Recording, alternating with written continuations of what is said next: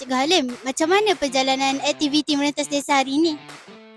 Alhamdulillah, perjalanan aktiviti merentas desa pada hari ini baik, dan cuaca pada hari ini juga baik, dan tiada apa-apa insiden yang berlaku lah. Jadi segalanya telah berjalan dengan lancar, dan dapat dilaksanakan dengan baik, memuaskan.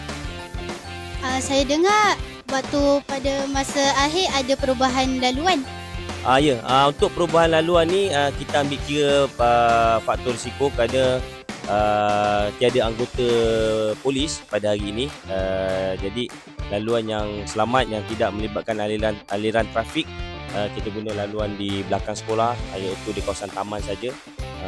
Dan ini lebih mengurangkan sikitlah risiko, dan keselamatan murid juga dapat dikawal dengan baik, dan alhamdulillah segalanya berjalan lancar. Apa harapan cikgu untuk murid-murid Barsa?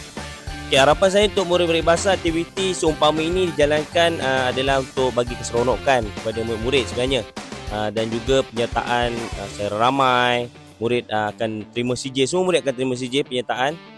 Manakala yang menang kita akan bagi CJ kecemerlangan, dan perkara ini kita boleh lanjutkan untuk markah PJSK murid-murid.